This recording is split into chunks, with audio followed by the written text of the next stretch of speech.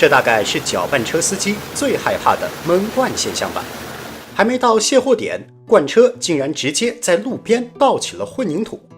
看到这儿，我不禁想问，闷罐到底有多可怕？为何司机宁愿半路将混凝土倒掉，也不肯让它发生？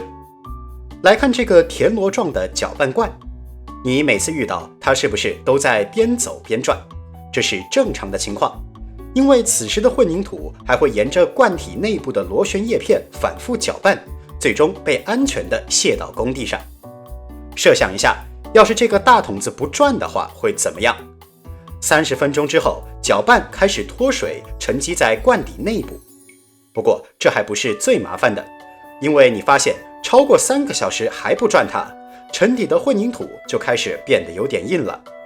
这时通过搅拌加水，或许还能挽救回来。但当硬化到一定程度后，混凝土在里面固化凝结，恭喜你收获了一块砖。但实际上，频繁的搅拌也有可能出现闷罐。因为转动的主要目的是防止混凝土分层离析，当运输时间过长，罐体内的水分大量蒸发，这时无论是转与不转，混凝土都一样会硬化。那不想出现闷罐该怎么办呢？有小伙伴可能会说，往里面倒点白糖，这是什么道理？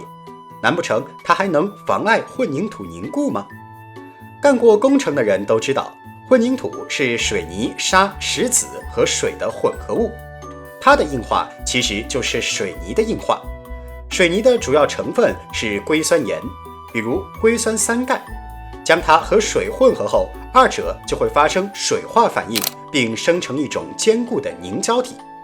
它们在相互连接的同时，又恰巧填充了混凝土中存在的空隙，之后经过脱水和碳化，混凝土就变强了。